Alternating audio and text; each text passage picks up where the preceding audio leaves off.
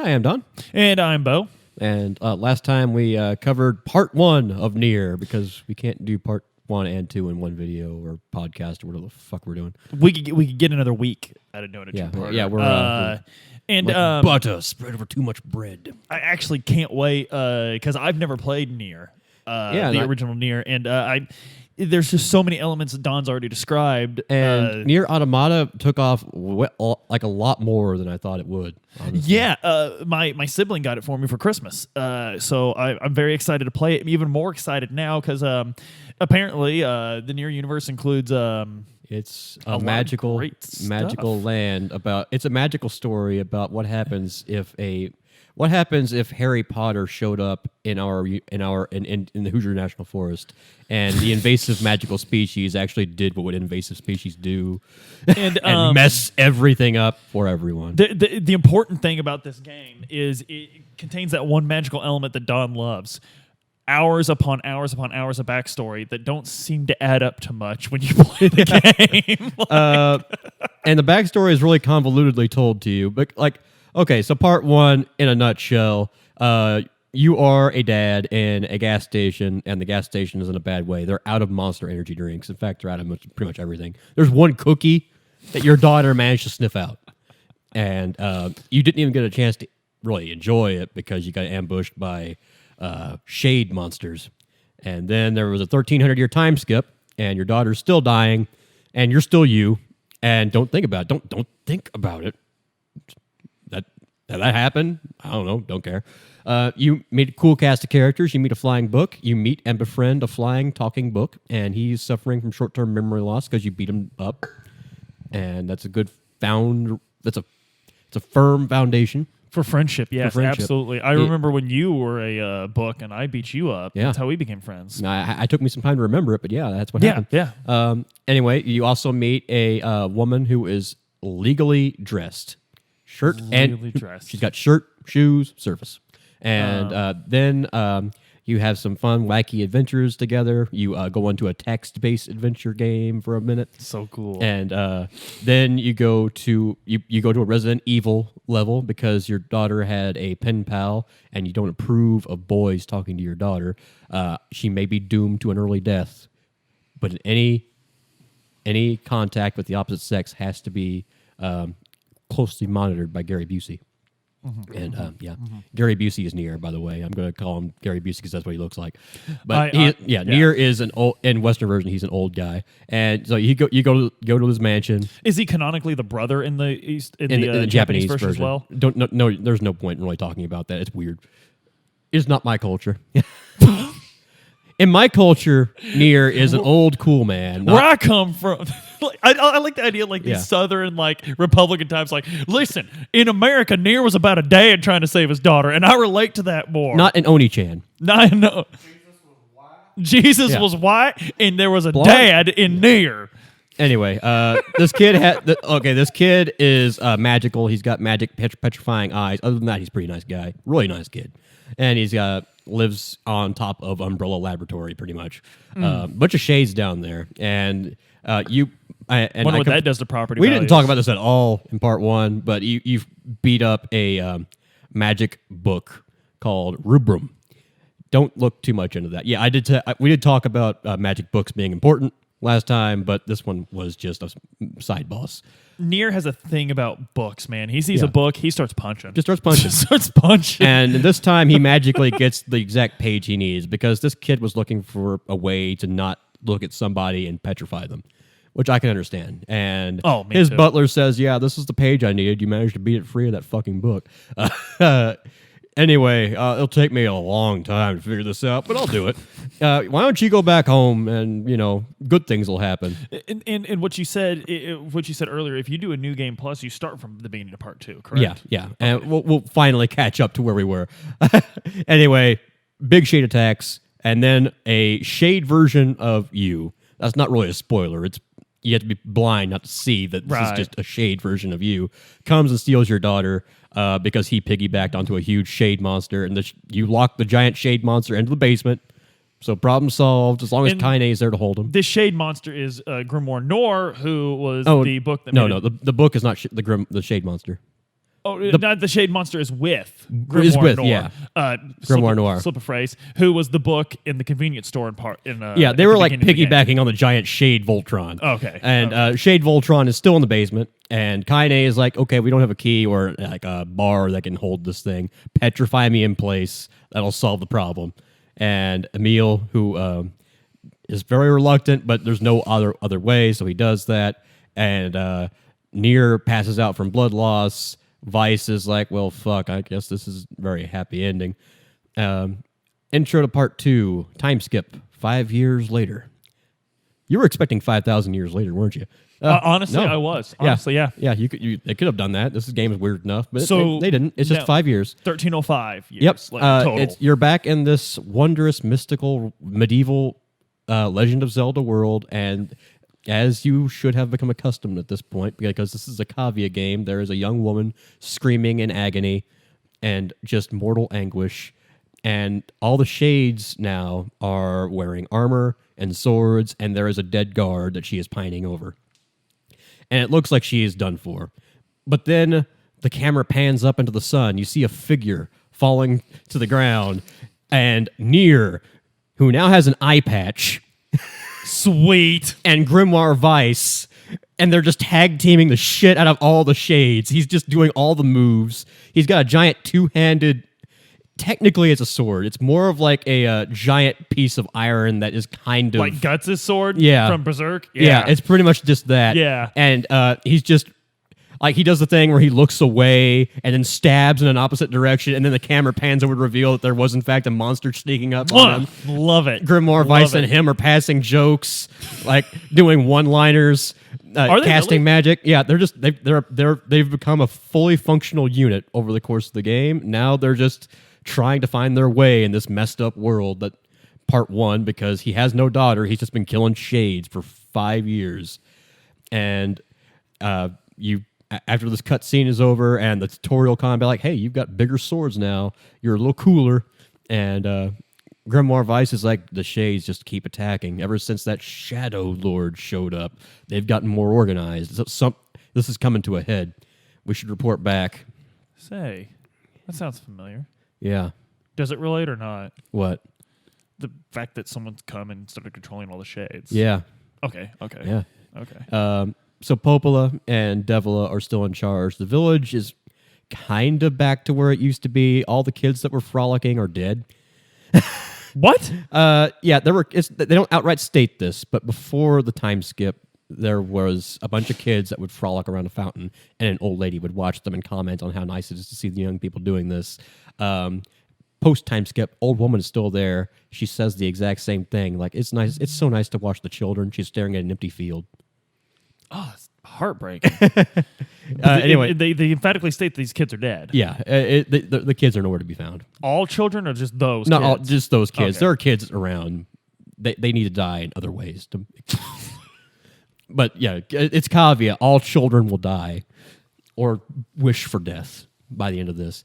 Anyway, you go to Popola, and she is like, yeah, things are, we're trying to hold this together, but yeah, look, I think you should go back to that lost shrine. Well, we kind of collapsed the entrance last time. Yeah, there's another way. We excavated it. There might be some keys to the clues to where the Shadow Lord came from there. Sure, why not? And so you and Grimoire Vice go to the Lost Shrine, and that one guy that was those two monsters you fought in the first part of the game, one of them has gotten back up, and he's got one arm, but he's still up. And oh shit, I'm sorry. First thing you do is not go there. First thing you do is save Kaine. So, oh, really? Yeah. Okay. Like it's like, okay, this is priority 1. I'm sorry, memory's messing with me. You go to Emil. He says like, hey, I got a letter. Like, this is the inciting event for part 2. Emil is like, hey, my butler has figured out how to reverse petrification. So come to my mansion. Like, yeah, apparently there's a source of great magical science power in Umbrella Laboratories beneath us.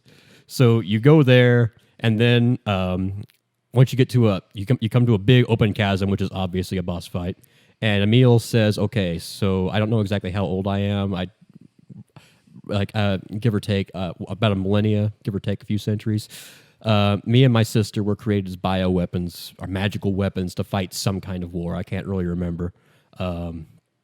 Anyway, my sister was the ultimate weapon, but they lost control of her, and they made me to petrify her and keep her in place. If I absorb her power, I might be able to gain control of my powers and save Kaine. But if this doesn't work, I need you to kill me. And then Weiss is like, maybe we can come up with a better plan. Nope, this plan's going forward. I love that every time like someone bothers to like maybe there's a way to save Emil from this horrible fate. Yeah. And it's always nah. A big skeleton monster, big ball-headed skeleton monster. Like, yep, that's my sister. Skeleton monster eats him.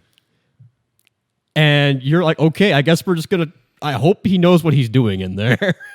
So you pummel this thing with magic until it gives up, and then like a magical vortex starts swirling as Emil tries to do something, and then he starts saying like, "I think it's working. I think it's working." Oh shit! Don't look at me! Don't look at me! Don't look at me! And then it settles up, and where Emil's and his sister once stood, there is now just one character. You see like a little bald white head, and it's just that skeleton face that everyone knows. This is Emil's new form, and he doesn't really like it. He thinks everyone hates him for it, but Nier is just a cool dude. He puts his hand on his, you're just Emil to us. Look, I didn't turn you away when I figured out that you were trying to date my daughter. Or that's a very Hank. I didn't tell you to go away when you're trying to date my girl. I'm not turning you away now. Or when you told me that if you looked at me, I'd turn stone. I'm not going to turn away from you now. You're still just Emil, and like Grimoire Weiss is like, yeah, come on, I'm a book. For God's sakes. Dude, you're with the right crew here. This is where you belong. Like, so he's a skeleton now. Yeah, he's a skeleton, but he's like, you know what? Yeah, I look like this, but I can levitate now, and I'm really powerful. I don't know exactly how powerful. I'm pretty much the most powerful thing on this planet now. Just a skeleton. Just a skeleton. He's a floating cutie animated cartoon skeleton, and he's also. If he wasn't immortal before, he is now. He wasn't what? If he was not immortal before, he has found the Dragon Balls and wished for what Vegeta wanted. And he pulled it off. Anyway, yeah, so Kaine is still chilling out, holding that thing in the basement. And so you come back to the village, and Nier is like, okay, this plan of turning Emil into a skeleton with ultimate power to reverse this petrification curse had better work, because otherwise I'm going to have a hard time explaining exactly what we're doing here. And it does. Kaine is herself again. The stone on the door is away, and everyone's like, hey, Kaine is saved, and then immediately that thing bursts out of the basement. Like, oh yeah, that thing. That's why we did this. And then, but Nier is not taken aback at all. This is good character progression where, yeah, at first he was capable warrior. Now he's just past giving a fuck. Oh, yeah, this is... Like, he dashes slightly to the side and, like, lets that thing pass and then lets it scrape against the back of his sword. Sparks fly. And then, like, Weiss says, the beast has come for revenge. Oh, I got it. This is eye patch gut sword. Yeah. Nier. And this time you don't even smack it around. You just use your giant fist powers to strangle it to death. You just smart. Nier just looks it dead in the eye and snaps its neck, and it dies. It's very Jean-Claude Van Damme. And then Kaine finally regains consciousness, and she sees Gary Busey with an eye patch, a floating book, and a cartoon skeleton head looking down on her. Oh, he's just the head? That's just all she sees. Yeah. He has a little robe on covering his body, but yeah. And like Kaine is like, it's just the visual, like that like you see it from Kaine's perspective. And it's just everyone looking down on you. And she wakes up and like, how long has it been? And then Nier kind of lets the emotional toil show 5 years. And Emil is hiding in a corner because he and Kaine had kind of a connection. Like, she's like, kind of looks out for him because she sees a fellow outsider. Right. And he hasn't done anything to piss her off, so he's no reason. She has no reason to hate him. Right. Or rag on them like she does. She doesn't have that friendly ribbing like she does with Vice. She just teaches them swear words occasionally. Anyway, she's like, "Hey, Emil, you look cool." Aw. And yeah. So like, and then like Popola shows up in the room like, "Hey, I guess good job, guys." And then Nier is like actually pumped. Like, yeah, everything is great. Like for 5 years, everything sucked, but all my friends are back. I actually have a sense of purpose again. I think nothing can possibly bring this moment down. Yeah, guys, can you like, Nier, can we talk for like in private? And then the first words that I was, cut to black, cut to a new room. There's crap. It turns out the village has held a vote and banned Emil and Kaine from the village. Oh, wow. Because Kaine is kind of hated by just about everyone for some reason. They never elaborate on this reason. Not up until... We'll figure out why pretty soon. Okay. But she's also just not that personable. They're okay with the flying book, but because it's cool. But Emil is kind of scary. So they say, look, guys, me and Kaine will just have a camping trip. It'll be fun. Like, no, it's not right. This is not right. You saved this village. God, I hate this. Like, and Popo is like, look, people are scared right now. They're dying. I'm sorry you have to be on the brunt of that, but on the bright side, Holy Shrine, possible way to save Yona. That's a good enough distraction for him. So you go there and you meet Gretel, the surviving brother robot creature, and you finally finish him off. But in the middle of this fight, something weird happens. You do some cool anime bullshit and disarm him, and his giant fuck-off axe goes flying, ricochets, and impales Kaine, handle first. And when I say impaled, I mean like right through the abdomen. Blood geyser. And Vice is like, Kaine is down. So then Nier's like, okay, well, I guess okay, this thing's fucking dead now. So he just shoots it in the eye with a giant, with a dark lance, then stabs it with his sword, and stoically watches as it tries to walk onto his sword to like strangle him with his last remaining arm, but then it dies. And then he runs over to Kaine, and then he says, "Are you all right?" There is an axe bigger than she is through her. Are you all right? And then she tells you, run. The bandaged parts of her body start glowing black. That black scrawl that you see on the on Yona and other people infected with the black scrawl, it starts growing from her. And then there's an explosion, and suddenly Kaine is a shade. Still wearing her lingerie, still wielding her weapons, but she's a berserk shade. And she is a much harder boss fight. This sucks. It's a very, very hard boss fight. Emil is freaking out. Because Kaine's gone. Yeah, because Kaine, you just got her back. Right, that sucks. And of course, he gave his body to Skeletonism, and now... Fortunately, when you defeat her, she regains physical form. Oh, good. Yeah, Oh, good. And she says, "Look, I'm not safe to be around. Like Kaine, we've been through this. Look at this. Look at this fucking party. There's nowhere else you belong. I get that you have issues. I want to save my daughter, so I'm not going to pry. By the way, there is a stone tablet where that altar was. So we have a clue." Sorry, still sick. Anyway, It's a weird thing to be sorry about. yeah. Anyway, I'm sorry. I'm sorry, healthcare system. Anyway, you go back to Pope, like, oh yeah, this stone tablet you found just so happens to correspond with this document I have on hand. It turns out you need to go find the tablet of the loyal Cerberus, the mystical tree, the law of robotics, and some other bullshit. Are those actual names? Not Yeah, some other yeah, bullshit. some other but bullshit. Yeah, the loyal Cerberus and the law of robotics. You need to get. Okay, you got some pretty easy clues. Law of robotics. You've been to a place with robots. Yeah. So you go, and then as you go into this junk heap, Does she put the bandages back on? By yeah, the way? the bandages were always kind of they just kind of rematerialized exactly where they were, and she just kind of rubs them and says, if I lose control of this little situation again, Emil, you're gonna have to kill me. Like, okay, it's not gonna come to that.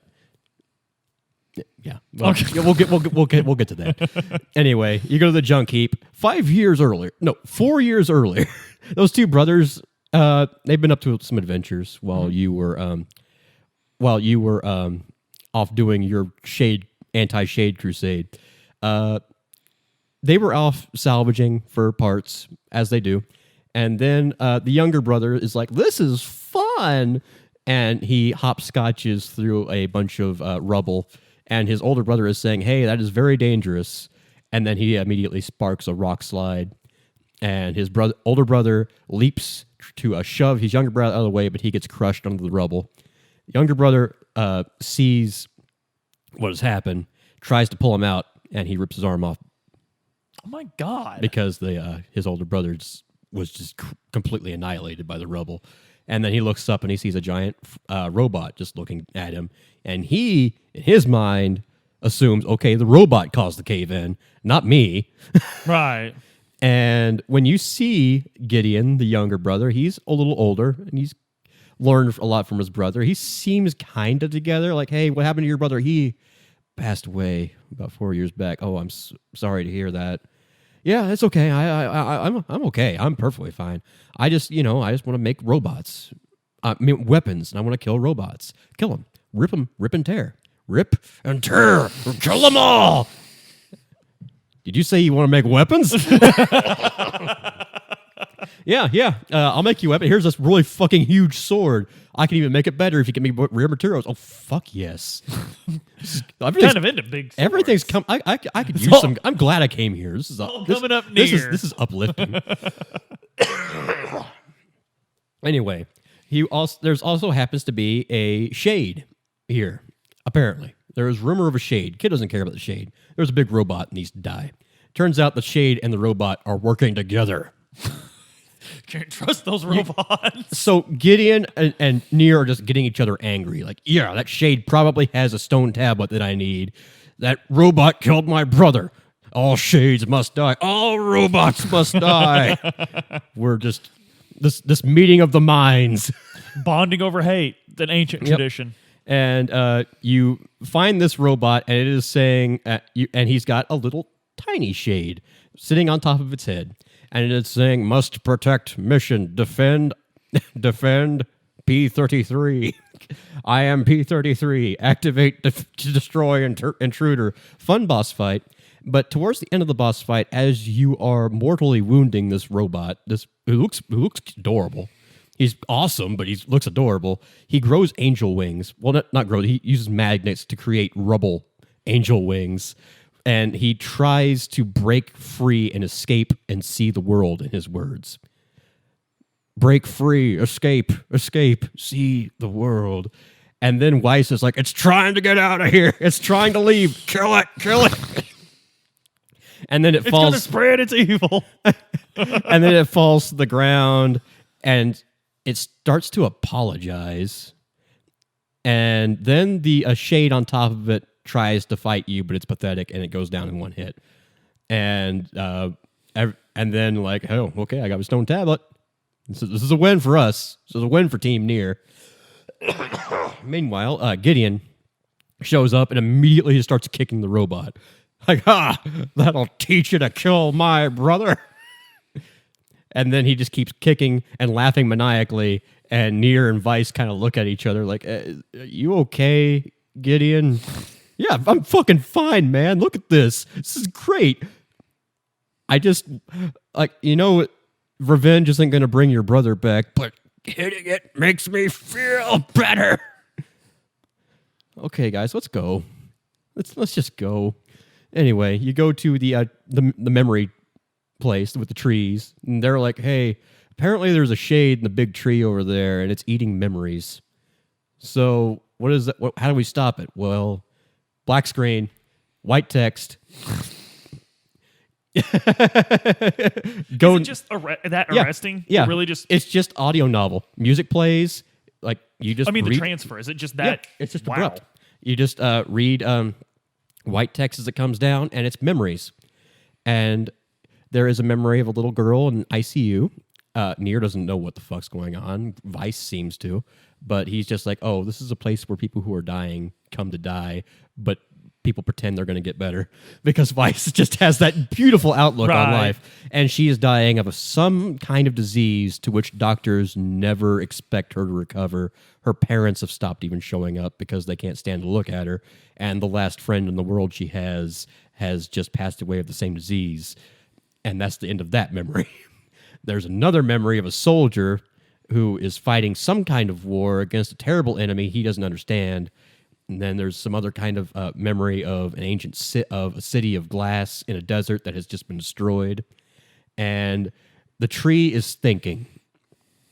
It's thinking all these memories I used to have. I used to know them all by heart, and now they're all gone. And then he sees you. He hones in on Nier. Like, this is something new. These memories are fresh. New. This is the beginning of a soul.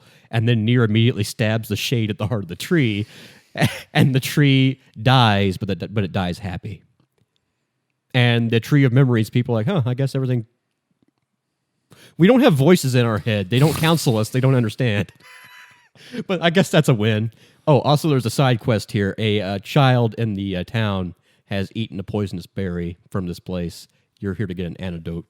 And along the way, Kaine is eating these berries. And Nier is like, no, those berries are poisonous, Kaine. You will die. No, I just ate. You were in that tree for like 5 hours, and I've been eating these berries like nonstop. They're fucking amazing. Really? Yeah. Oh, yeah. Yeah, like they're great. Okay, I'm going to try one. You immediately faceplant. And then the village owner, you idiot, these berries are incredibly toxic. You must have a cast iron stomach, Kaine. And Vice says, the hussy's internal organs are as filthy as a mouth. Anyway, you actually do save the kid. That's good. It's the one kid in this game you will save. I don't like the sound. I don't like the sound of that at all.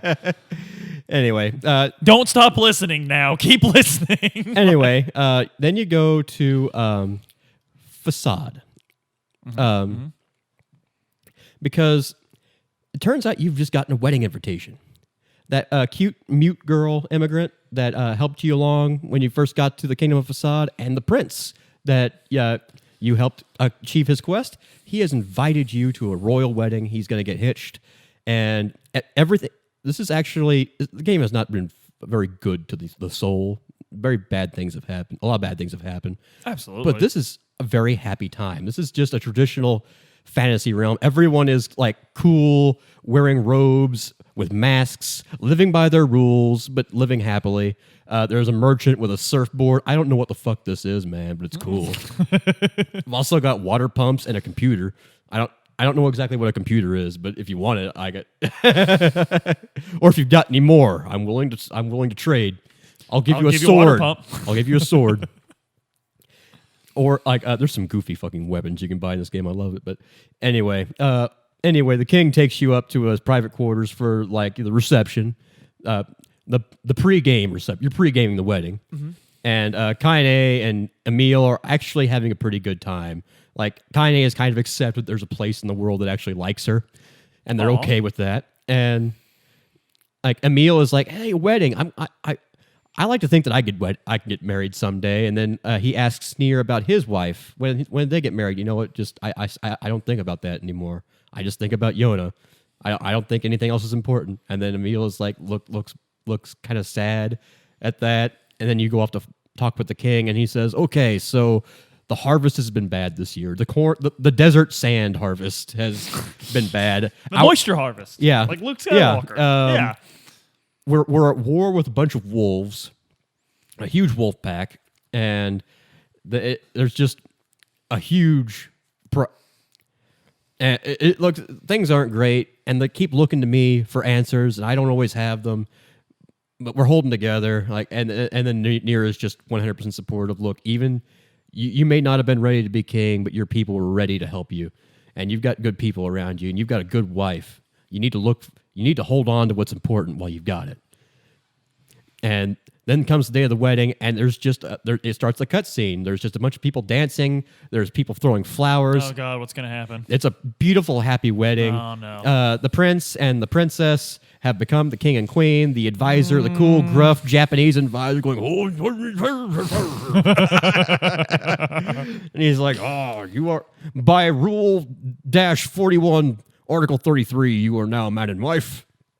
Nothing bad may happen or befall you at this wedding." And then someone, you hear screaming from the crowd. Damn it! A guard comes limping forward, covered in blood, and says, "The wolves have broken in." There's dead silence over the crowd. A giant wolf, a shade wolf, takes the bride firmly in his jaws, shakes her violently, and throws her against the wall. Damn it! The bride! And a huge battle breaks out right in the middle of the wedding. You drive the wolves away, and the queen dies in the king's arms. Of course she does. And the Does she say king, anything? yeah, she says, I was happy. Damn it! She would say that. I was happy. You made me happy by marrying someone like me, just a filthy immigrant." Oh, damn it! And the king is Mad. Yeah, he's fucking mad. He is just he's beyond pissed. Yeah. It was a wedding. Everyone dies. Everyone dies. All the wolves. My carpets tomorrow. And then the advisor says, "King, there are rules to warfare.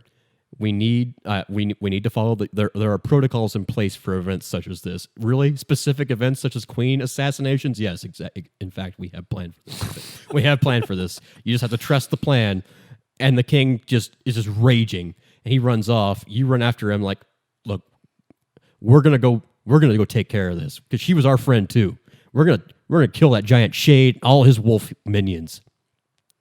And then right when you're about to leave, all the guards, the king's loyal guards, and the advisor have a spear line at the gate, and you take battle stance. The king is saying, "Let me through," and the advisor keeps saying, "No, no, no, rules." And then, right when it looks like everything is about to be really tragic, the advisor turns to his guards that he has assembled and says, "What is the name of our queen? Fira. Who has just killed our queen? The fucking wolves. What do the rules say we do to people who kill our queens? Kill them all." You see, Your Majesty, we have to do a cool combat speech before we go to war. It's in the rules. It's in the rules. And now we're ready to join you in your great crusade against the wolves. This is so busy. I love it. Like, it's like, Yeah. I just love, like. And so you go into the wolf's den, and the giant wolf is giving his own. Is the giant wolf the only one that's a shade? Or yeah, are it's they the all only shade one. okay, It's just one giant shade wolf. All the rest of them are just physical, normal actual wolves. Okay. They even make sad dog noises when you hit them. That sucks, but they killed the queen. Yeah. So anyway, giant shade wolf is giving a speech on top of a pedestal, but you don't understand. He's just growling. And then you show up, and you kill all the wolves. You punch the big shade wolf with your metaphysical god hand, and he hits. And in an ironic twist of fate, he winds up body slamming a piece of concrete, much like he did to Fira. And then he gets back up for one final charge. You don't kill him. The king does. Just some little prince with a spear does a flying leap right into this. He hoists his spear, says, "My people will never know peace while you live." And the wolf bellows at him, and he brings the spear down into this thing's eye, and it dies. And it kind of it grumbles weird things as it dies, and then it dies, and then you get a stone tablet from it. And then you meet the king by his wife's grave, and then he says, I need to be alone right now, guys. I really appreciate everything you've done for me, but Rule 33, Article 2 says the king cannot cry in the presence of others. So you go off, and there's one other place you need to go. You need to go back to the area, because it turns out they're being a little bit less dickish. Suspiciously less dickish. They've opened a market. And they're welcoming anyone. Even Kaine. And Kaine is like, hell, that's my village. That doesn't sound like them. So you go to this village and like, hey, you're that guy. You've been going around doing odd jobs for everyone, saving everyone, or killing everyone, trying to save them. Anyway. And it's a risk we're willing to take. Yeah. Like we got some item shops set up. Like I understand we were dicks, but we're trying to change here. We're trying to turn over a new leaf, and like, so what brings you out here? Oh yeah, well I'm trying.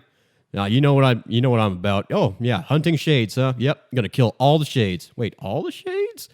All the shades. All shades die. All of them? All of them. All of them. All of them. All of them. A lot of the people who are just hanging around start turning into shades. Shades come out of, like, where people were standing, shades are now suddenly there. Not all of them. Some of them are just normal people. Some of them freak out. Some of them are kind of weirdly okay with it. Inside the houses, you hear weird speeches like, "Mom, what's wrong? This hurts. Stop this." Or, "Hey, that's my husband. You leave him alone." And then there's people outside where you'll fight while you're fighting shades. Like, "Don't kill him. He's my brother. That's my sister you're killing. You're the real monsters here."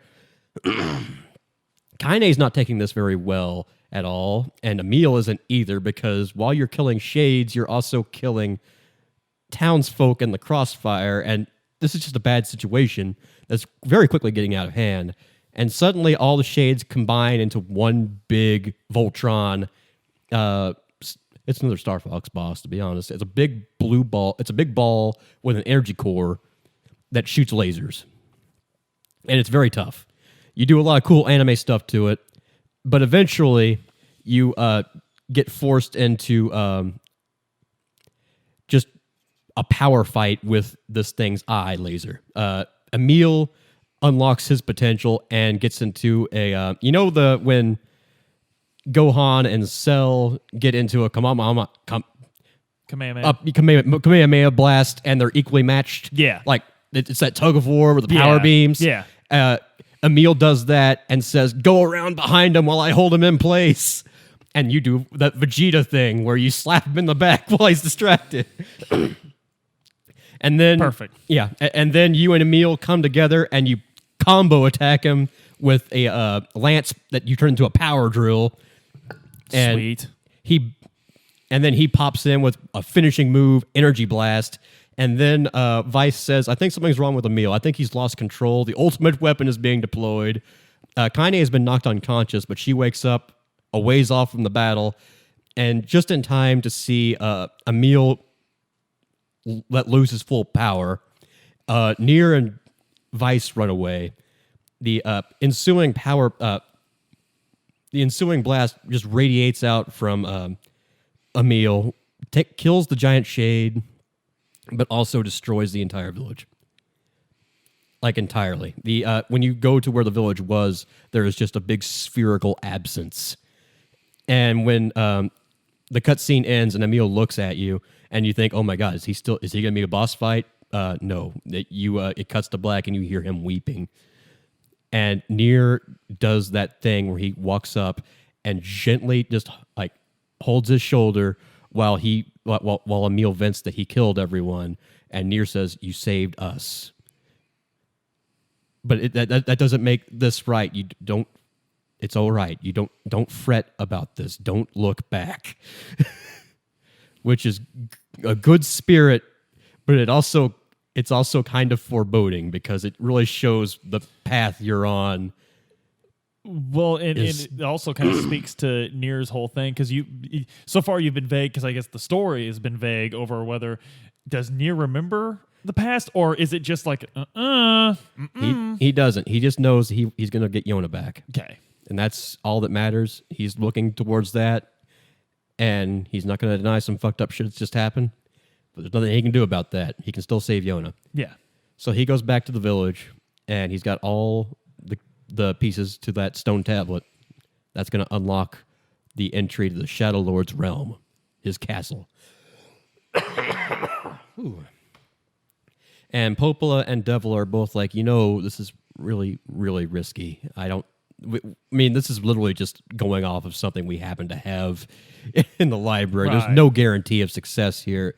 And frankly, Yona had she was probably going to die within the year anyway. It's been 5 years.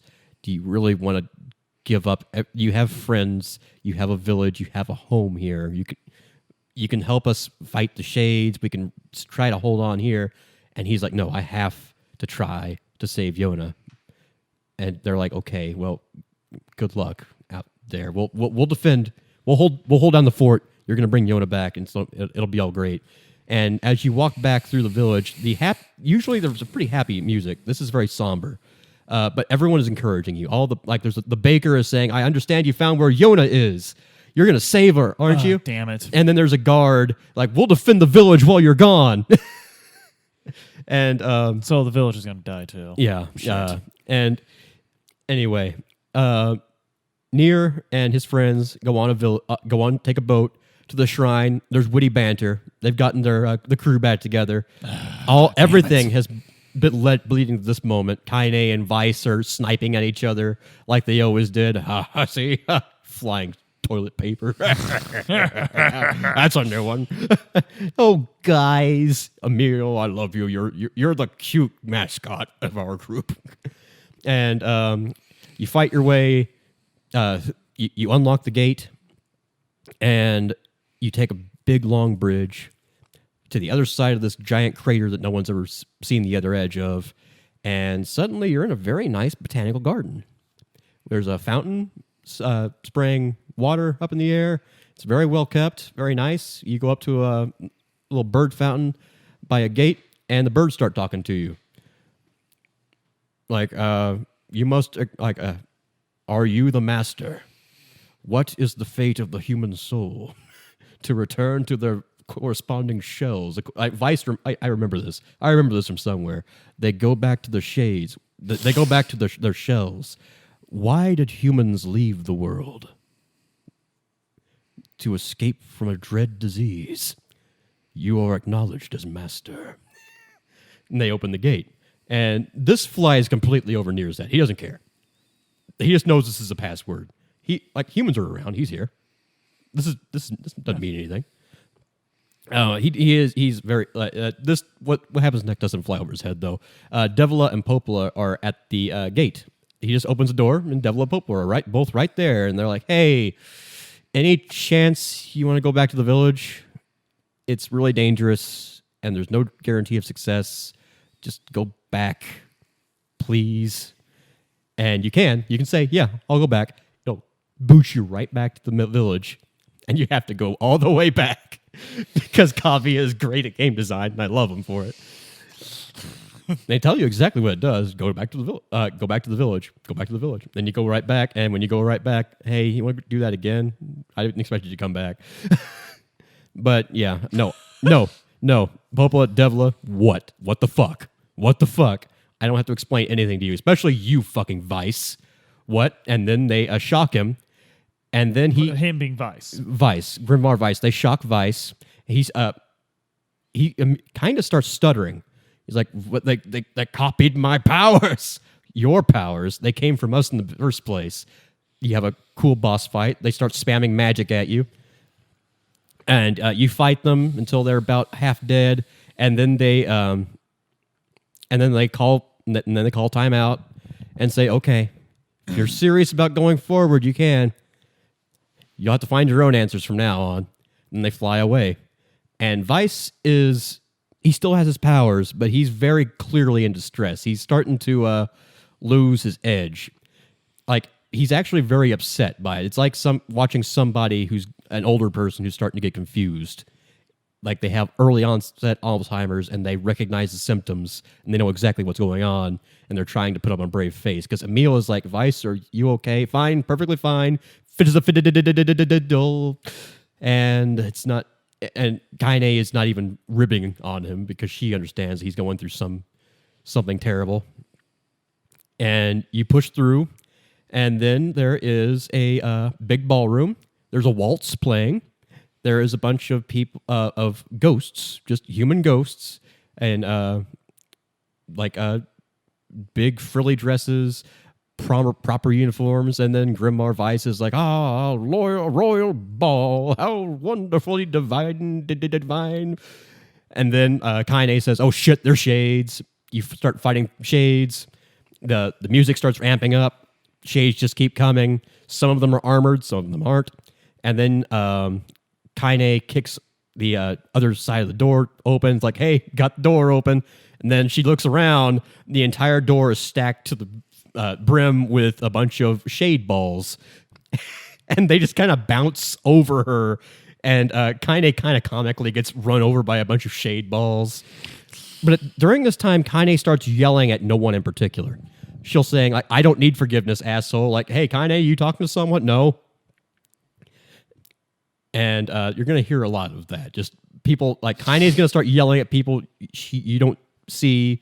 And you just, like, it's just, there's a lot of tension building here. Clearly. Yeah. I'm feeling it and I haven't even played the game. Yeah. Anyway, all the shades that you've been fighting, eventually a cutscene triggers, and they formed a giant boar shade. And no matter how many times you knock it down, it stays up. And it chases you throughout the level. Like, eventually you decide, okay, we're through fighting this thing. Let's just keep opening doors. And there's a chase sequence where the game genre shifts a little bit, where it's now like a Sonic level, like a jump over obstacles to stay ahead of this unstoppable killing machine behind you. And then you go to one last boss arena. Like, okay, I'm gonna have to kill this thing now because we can't open this door. But then the boar shade starts poisoning the room, and then it triggers a cutscene.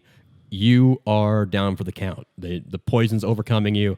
You're tired from running and fighting, and right as this thing is about to charge and kill you and Kaine and Emil, spears fly out in a volley and knock it flat on its ass. And the kingdom guards of Facade show up, like, fly out in front of you, and the king walks up and says, surprise, this one gave you so much trouble. Oh my God. The music kicks up. Everyone just wails on this thing. Like, what the hell are you doing here? My people were speaking of your latest adventure. This is the lair of the Shadow Lord, is it not? Then we have a common enemy. For the honor of my queen. Unfortunately, this thing is still pretty much invincible. So the King of Facade has his guards keep it busy while they also unseal the door, and then he and his guards shove you through the door and lock it behind you. So you can't help with the fight anymore. And he says, go. You still have a chance to save the one you love. We can handle this thing. And then you're like, Nier is banging on the door trying to get back in, and then Kaine slaps him in the face. Don't make this mean something. So you continue forward. But then the cutscene goes back to the king, and he's still just like a 14, 15-year-old boy. And his spear is shaking in his hands. And then the advisor's like, don't worry, don't despair, my liege. We're still with you. Like, right. How many rules are there about what to say before dying in battle? 55, my liege. Amazing. How do you load these things? And I must recant all of them before we begin saying our final words. And then the cutscene ends as they're facing down this unstoppable monster, and then the camera shifts to the ceiling. You see fluorescent lights. There is a fantasy battle with spears being fought in just a modern setting. High school gymnasium. Yeah, it's just a high school gymnasium.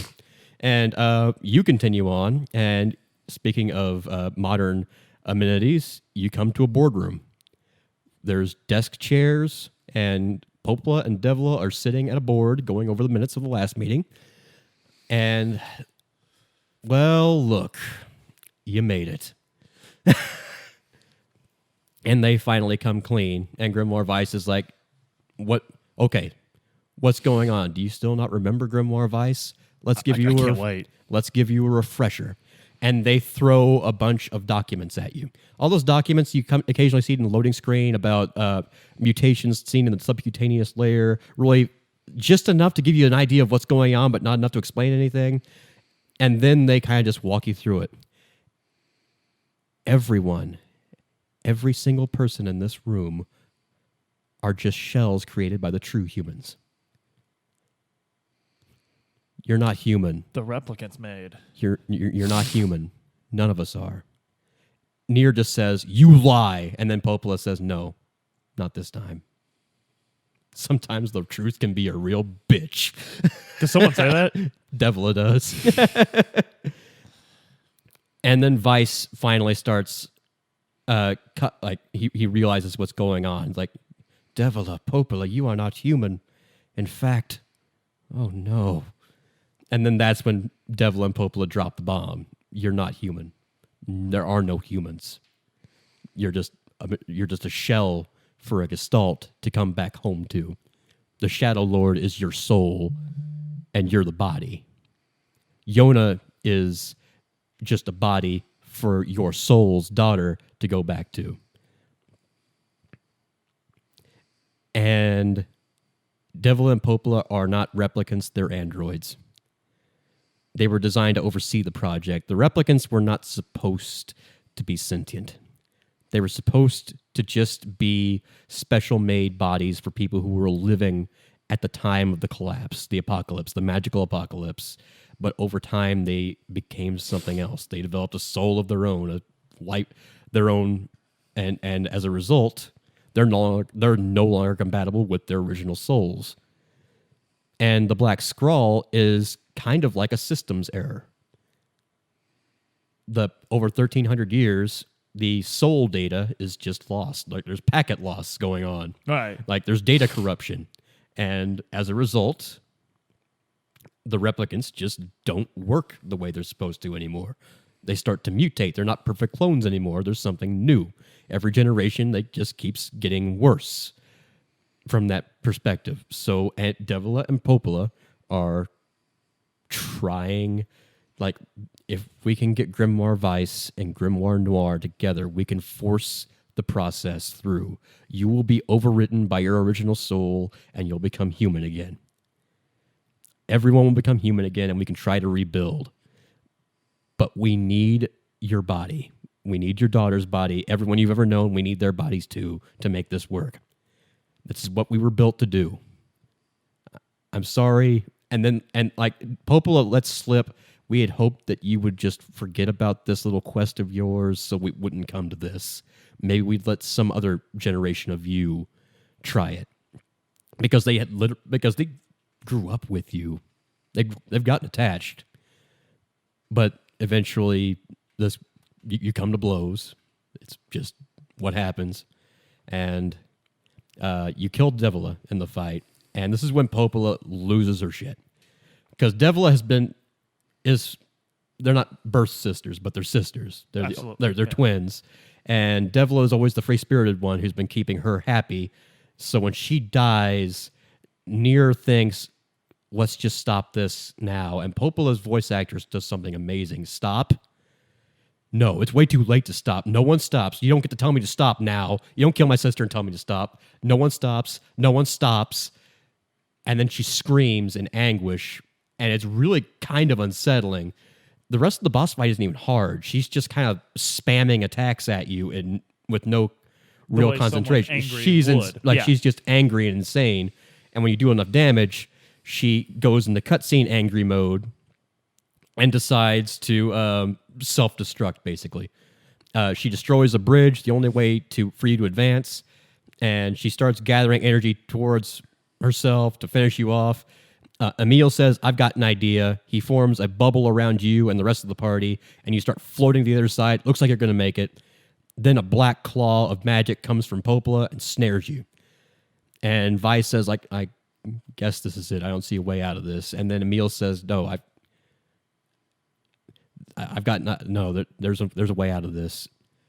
I just wanted the guys know you're my friends. And then he puts you in another smaller bubble and kicks you out of his bubble and lets himself be retracted back into the black hole of death. that Popla has summoned. Kaine tries to break out of the bubble, saying, "I can't remember exactly. Emil, you jackass, get back here!" Right.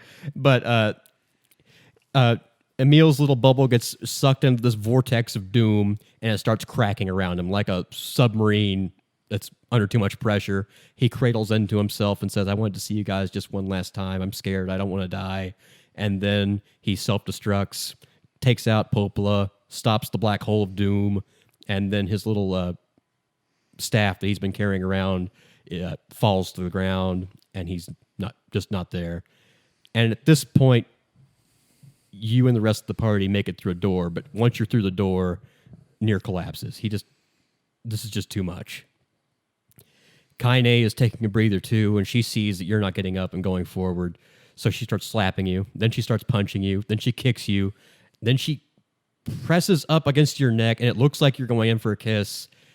And then you both just kind of retreat from it, more in resignation than anything. And then Kaine just says, "Let's go." And Nier, in very good voice acting, just says, "Sure." Because why not at this point? And you finally make it to the Shadow Lord's little palace where he has your daughter. And it's a movie theater. There are windows. The windows are open. There's fresh air coming in. There's curtains because shades don't like the sunlight.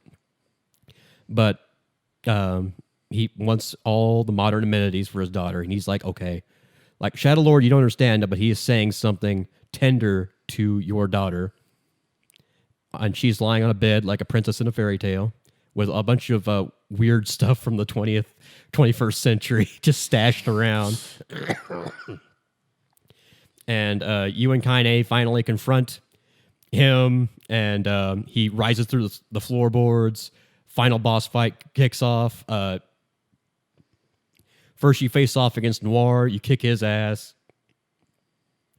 But then the Shadow Lord comes in, and he is just you, but better. He can fly. He has wings. He uses all the powers you do, but he uses them in really cool, dynamic ways. He'll like jump up and try to slap you with your red power fist from weird angles. He'll shoot. He'll like weapon spread lance. He'll use death spikes in ways you can't. It's just really cool, dynamic fight. After if you survive long enough, eventually a cutscene triggers. Yona has woken up, and this stops the fight dead in its tracks. Both the Shadow Lord and Nier immediately stop fighting. And Yona says, "Dad," and then Nier, you say Yona and start like you just lose track of the fight altogether and immediately start walking out, holding your hand forward. She's walking towards you. Her hand is being held forward. She walks past you to the Shadow Lord, who is on his knees looking up, and Nier looks back in shock. What? And then Yona starts saying to the Shadow Lord, "Dad, I don't want this anymore. There's another girl inside this body. I can hear her. She misses her dad too. It's not right that she can't see him." And he starts saying something you can't understand. And then Yona says something to you, asking if you are quote unquote dad. And says, and Nier, "Hi, Yona, I'm dead." and Nier does it. The gears are grinding in old Nier's head. Dental plan. She's been possessed. Yeah, there's a little more to it than that, Nier. Yeah, you do understand what just happened here. This guy you're fighting is you. Okay, Nier. Yeah. You are dead. That's the correct answer. Let's go home. And Yona walks off towards a window that is open.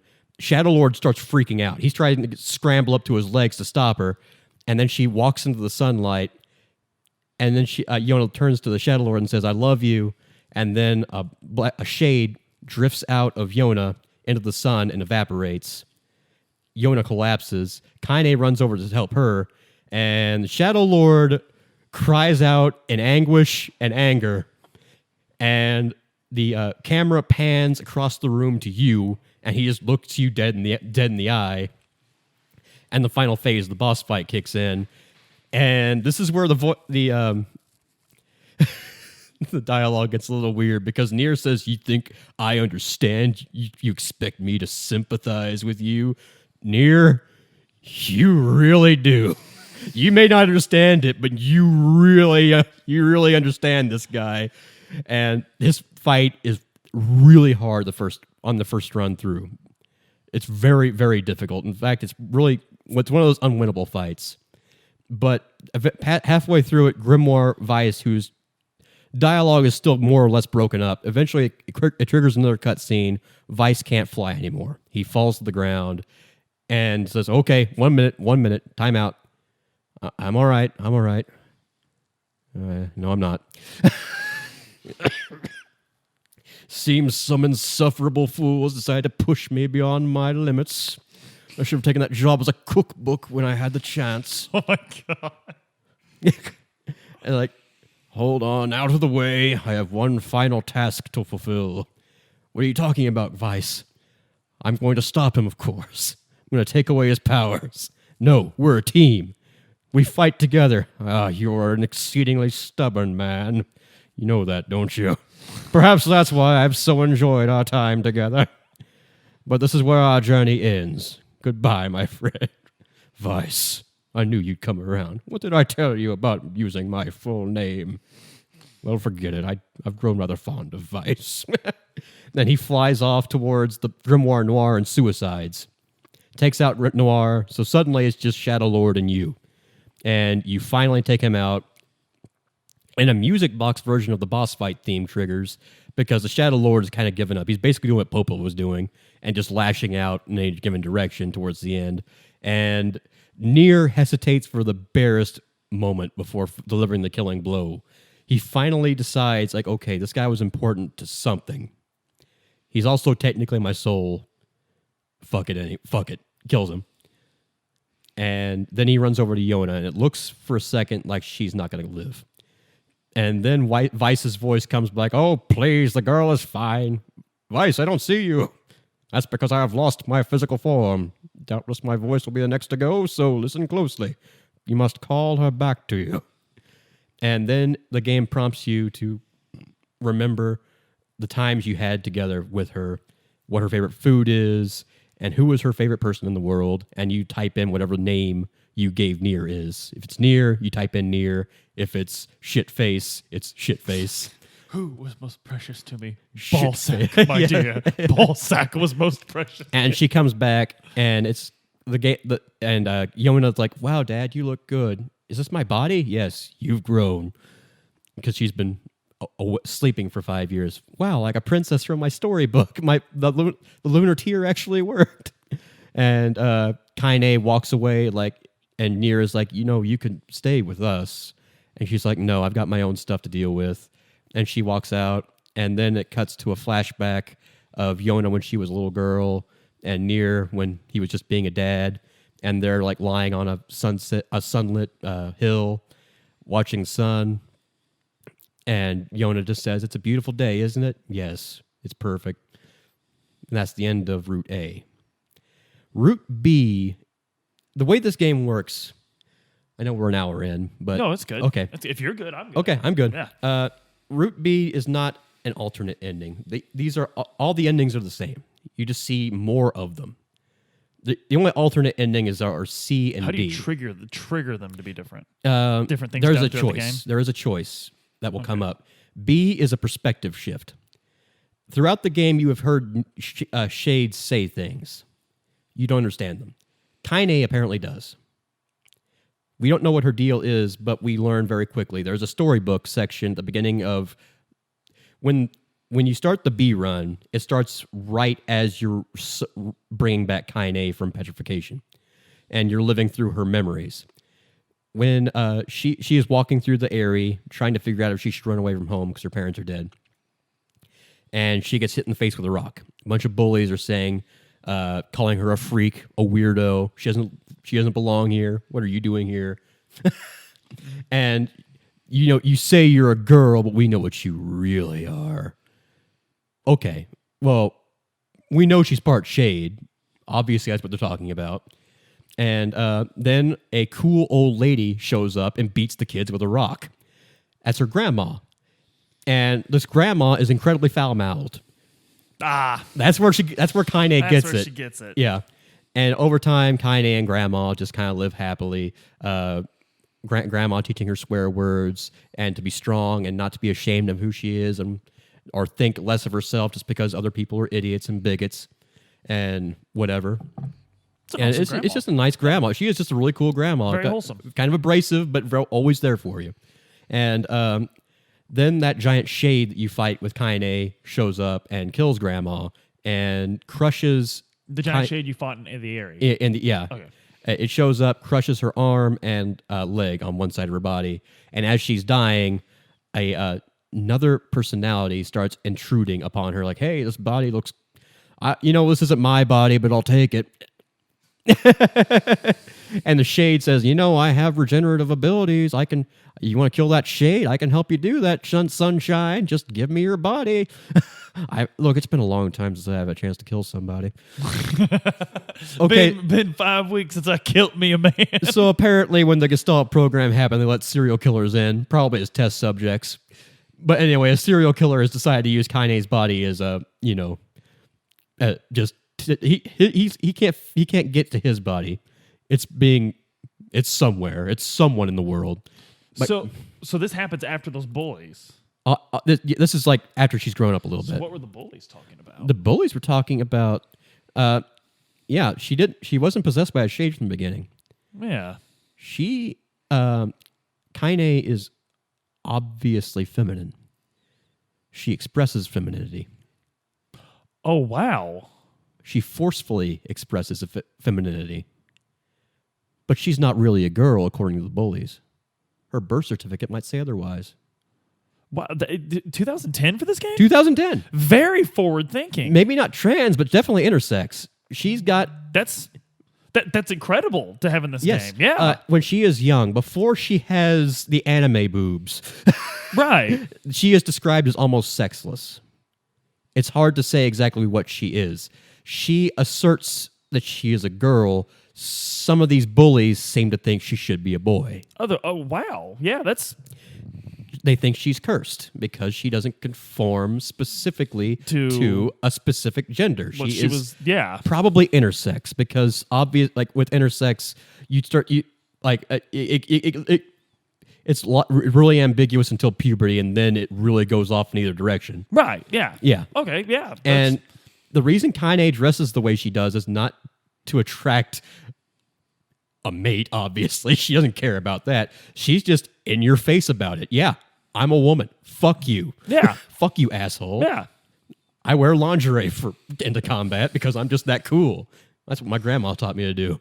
Well, to be cool anyway. The lingerie is more me. So what a neat twist. That is, yeah. So, and the fact that they would have the bully scene happen before that the shade. And that's incredible. And she's a woman possessed by a male personality. That's incredible. That's incredible. That she fights with. That's probably the coolest twist you've told me about in the story. Well, not necessarily a twist, but you know what I'm saying. Yeah, reveal. Yeah. The coolest reveal. Yeah. It explains a lot about who she is and why she is the way she is. I love when stories deliver such clarity in a moment. This is 2010. That. 2010. It would have been incredible. It would have been ballsy just to make her gay. Oh, absolutely. Absolutely. No, for real. It would have been. No. Yoko This is the Taro. most on this podcast you've ever been, Adam. Like, without being on it. Like, you've been a part of the storytelling. Thank you. Anyway, Kaine and this serial killer come to an agreement. She is too badass to just give her body up. She'll let him hang out, and she'll kill things, and he'll enjoy it. Such a cool way to explain why she's still semi in control. Yeah. As long as she is fighting shades and doing cool shit, he is satisfied. But if she looks like she's about to die, he'll take over. Because he doesn't want her to die, because he wants to continue to enjoy the murder. If she gets lame, he'll take over, which is why she's always looking for a fight. That's why she wanted to protect the village even though they didn't like her. It's also why she never really wants to get close to anyone. And is she the one when Aerie goes south? Was she the one that was like, "Are you sure, every shade"? Was she the one saying that, or who was saying that? That was another person there. Oh, okay. Yeah. But because they were shades. But anyway, once you free Kaine, you go through the last half of the game like normal. Only Kaine and Tyron, the shade possessing her, is in your party now, and he will start talking, and he'll mock Kaine for trying to be a good person when she knows that she's a killer. And to underscore this, all the shades you've killed now have dialogue. That little shade on the robot is a little kid who was separated from his mother and orphaned as a shade, and the robot adopted him. They became friends, talked about going to see the world. When the robot was talking about escape, go see the world, he wasn't talking about himself. He was telling his friend, his little shade friend, to escape and go see the world. See, I had suspected at first that it was going to turn out that his brother had somehow become the robot, but that would have been trite and cliche. Yeah. This is actually much better. Yeah, and when you kill him, Kaine knows, but at the same time, she doesn't want to put that on you. She doesn't want to burden Nier with that knowledge, knowing and at that the Nier's same a good time, man. Chiron is all aboard the murder train. Choo-choo. Yeah. Yeah, not exactly a happy altogether story. No. The it's wolf becoming is extreme. the wolf is kind of noble. It's shown that it's shown that the facade guards do kill wolves kind of indiscriminately, and it was okay with leaving them alone. But at the same time, wolves attack humans, humans attack wolves, and past a certain point, Shade Wolf decides it's going to side with its people.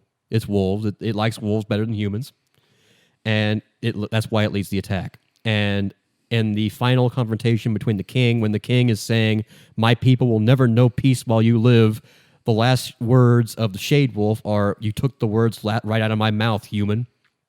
Oh, that's such good storytelling. And as it's dying, it remembers why it's a shade. There's an old man saying, "I have already lived for far too long. You, my friend, must endure. Go on, live, and think of me every now and again." The master apparently gave up his Gestalt ticket to his dog. Oh, wow. And that's why it was the only shade that was specifically an animal that lived as an animal for a very specific reason. Did they ever explain how the whole Gestalt thing worked, or did it just work? Magic. Okay. It's magic. It's science Very, magic. very scientific magic. There are hints throughout the game that the shades are human. The little tiny shades out that you kill as mobs, they drop child's textbooks, school books, toys. Physical items. Yeah, physical that items. you can Junk collect. items that you sell. You don't think about it unless you think about it. And God, that's brilliant. That's brilliant. yeah, and it turns out the shades that attack, there are some shades that just don't attack you unless you attack them, but there are a lot of shades that do. The people who go crazy because they've been without a body for so long, they don't know any better. And that's where the war kind of just goes. And of course, the Aerie is just full of Kaine having post-traumatic stress because she understands all the shades saying, "Look, some of us found our bodies and convinced a time-sharing agreement to happen. Oh, wow. Like, there are actual humans here. Like, there are people with That's souls." why Popola and Devla say there are no humans, because the only humans that existed, you killed. Yeah. Wow. The only way for a human to come back is for their original shade to join their replicant body, at which point the magic happens and they're a human capable of bearing children of their own. In a disease-free world.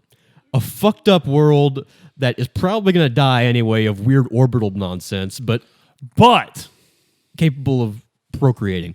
There is a possible future for humanity if the Gestalt program works. Unfortunately, the Gestalt program is kind of broken down from the beginning.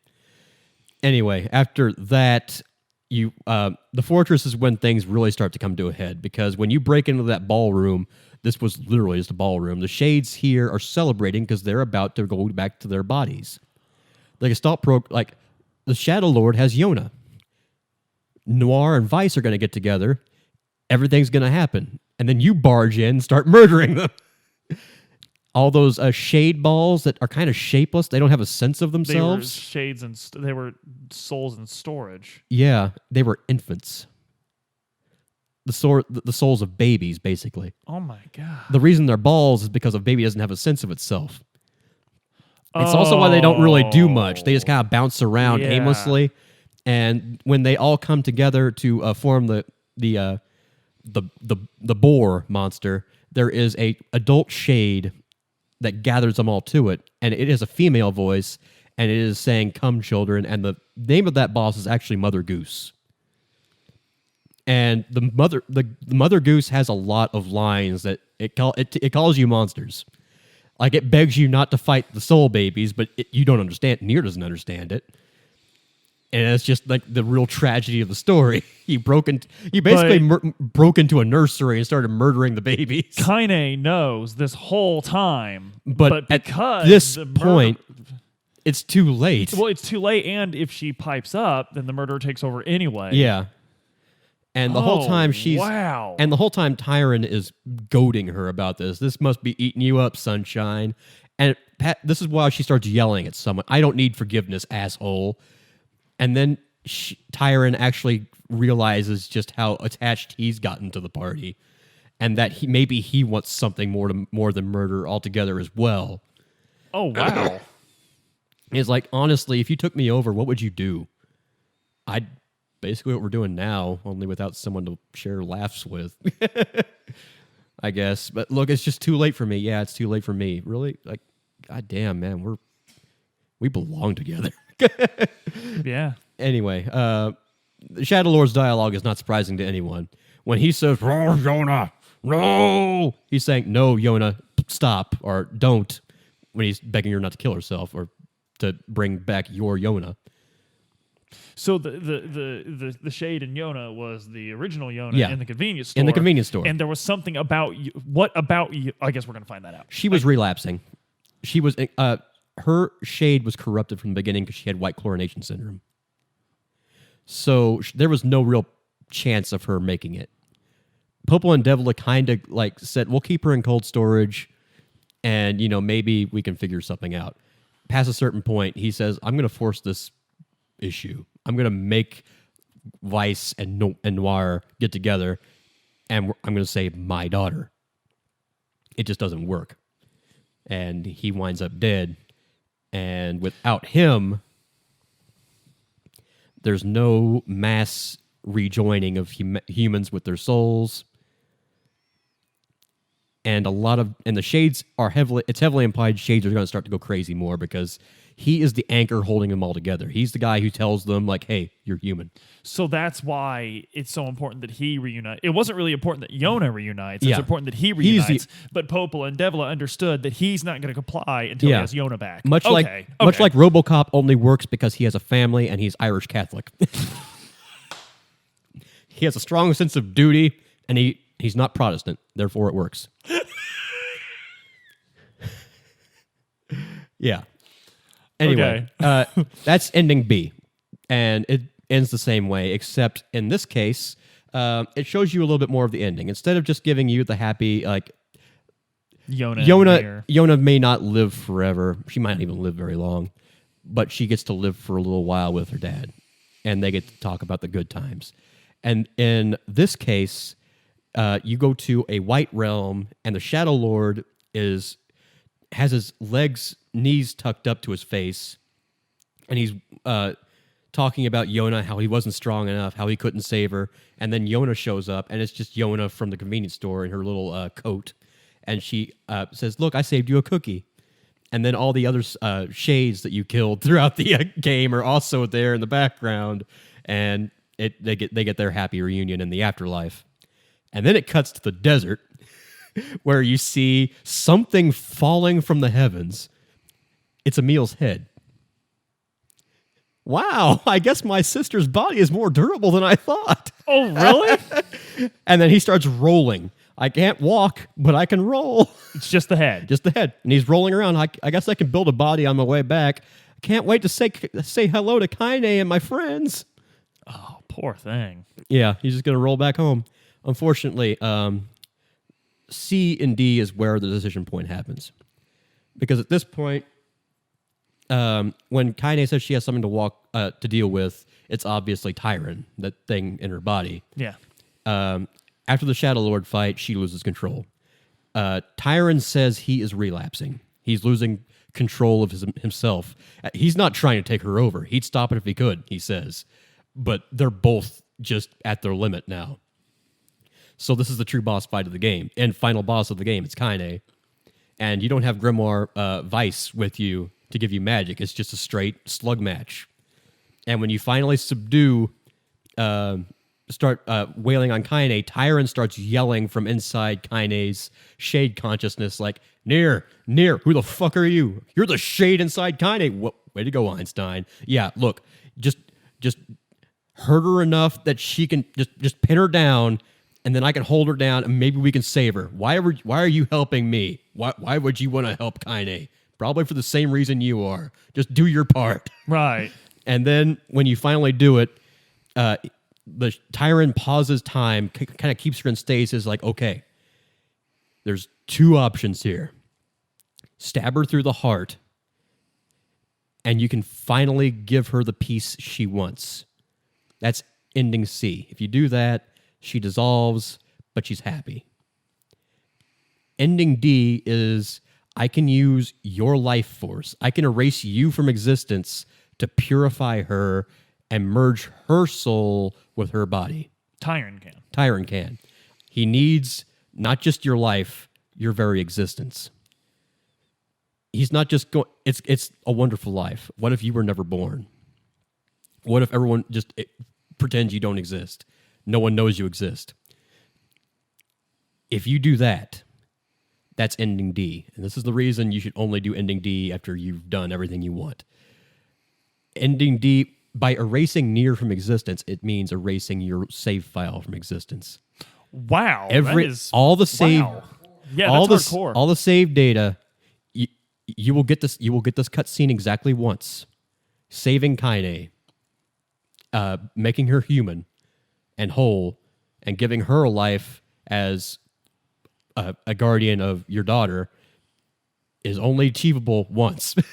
Right. And in doing so, the game will go through everything. You'll go through your inventory. It'll lead everything sequentially. It'll just go down the list. All those fish you've caught, all the herbs you've gardened, the flowers you've cultivated, the boars you've hunted, all the books you've read, all those fucking side quests you completed, all that your 100% completion file, it's gone. It just wipes it in front of you. Page by page, and then it says your file name is no longer valid. You can no longer use the name you made for that save file. The system will remember it, will log that file has been deleted. You just can't use it anymore. And then it goes to a cutscene where Kaine wakes up in the middle of the Shadow Lord's castle. Yona walks up and says, "You saved me from the Shadow Lord, right?" "Yeah, I guess I did." And then she looks off through the window, and Yona picks up a lunar tear that fell out of Kaine's hair. Like, it's a lunar tear. And then she looks up. You defeated the Shadow Lord, but you look sad.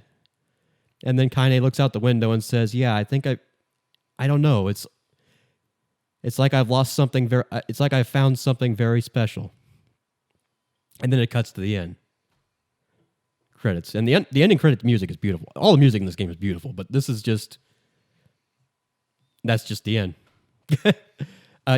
She does have a barest glimpse of a flash of memory of Nier, but she doesn't register it. Wow. Nier just does not exist. So, wow. Indeed. So the reason no one remembers 1,300 years ago is because there was nothing. But for them, yeah, they were just born, they were just cloned, aged up to where they were, and they live out their life.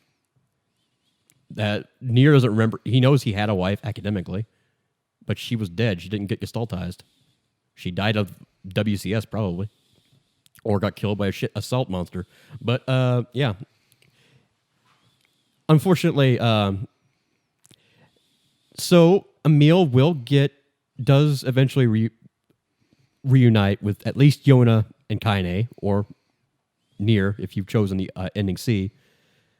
Long term, though, humanity is kind of fucked. So hang on, is this after the credits of a D? No, this is just what the game has told you. Everything the game has told you, you kind of have to piece together for yourself what it means. Okay. There are no humans. It's just replicants. They have a soul, but without that shade data, they can't become true humans. It's possible that there are places in the world where shades and humans have voluntarily reorganized, like they were in the Eyrie. So there is possible there's a viable human population somewhere, but your village, everything Nier knows, it's just going to die out after that generation. Because they can't have kids. Yeah. And that's why a sequel to Nier was really unexpected. But now knowing that I know the premise of Automata and Automata. Yeah. Yeah, Automata. And that makes sense though, because it's just androids. Androids are still there. Right. Devil and Popola weren't the only androids. There's one or two or several per human colony. And there are human colonies everywhere. There's trade. There's oceanic trade. There's trade with people in the Shadowlands from across the sea where the sun never rises because the Earth is tidally locked to the sun now. And so such a cool concept for a game series. Such a cool way to have them tied together by the thinnest shred, like the largest event in each game, but one that has nothing to do with the characters. Almost, it's like if it's like a killjoy father finding his daughter's fan fiction where Link goes to befriends Home Alone. You little shit! You've introduced magic to a non-magical reality. You have any idea what that would mean? No, and it's just absolutely fascinating. I can't wait to play Automata now. I can't wait to see what's in store there. Yeah, I am too. Yeah, that's incredible. I'm glad my sibling bought that for me. Thank you. I mean, I'm sure it's good, but Nier really held a special place in my heart for a long time. Bargain bin game. Incredible. Yeah. That's that and what? It was a bargain bin game.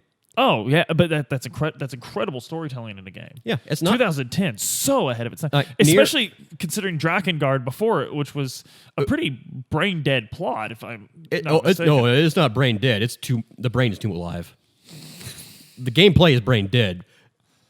The brain itself, the story is on acid, but it's got a PhD and something. The story of Drakengard has a theoretical degree in something. You want to do Drakengard for our next podcast? I would not. It's fun, but Nier is depressing for... You want Drakengard, you go elsewhere, people. Okay, there is a story of a bard who falls in love with your sister, which Kaim does not like. Kaim is the main character of Drakengard, and he's like, well, she's my sister, man. I don't know. I mean, if anyone's going to kill in her honor, it's going to be me. Well, I don't want to do that in her honor. I don't like killing. I like doing other things. You like singing. You like singing with girls. So Kaim is Tyrum. Yeah. Oh my God, possibly. We don't know what happened to him. He could have gotten Gestalt. He could have survived, gone undercover, and gotten Gestaltized. We don't know. We don't know. That's just a game theory. But this has been eye-opening into a game that I criminally ignored. Criminally ignored.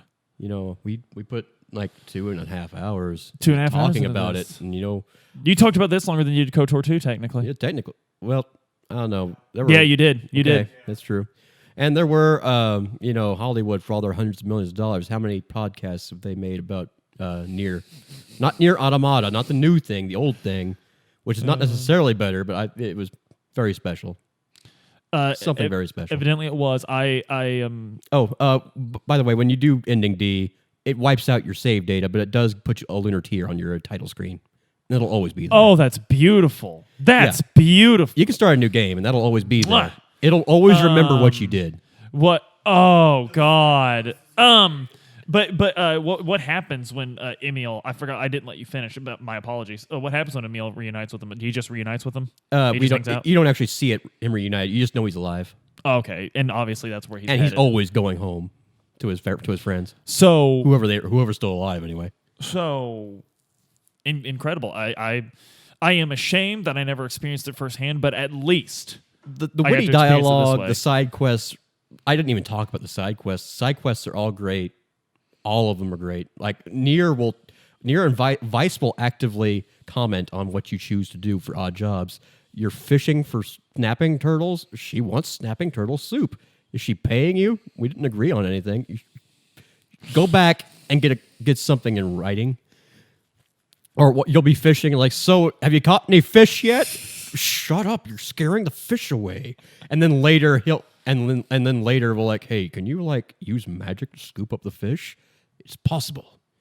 We'll do it. Well, I can't see them. If I could establish a line of sight with the fish, then yes. So folks, we are not doing Drakengard.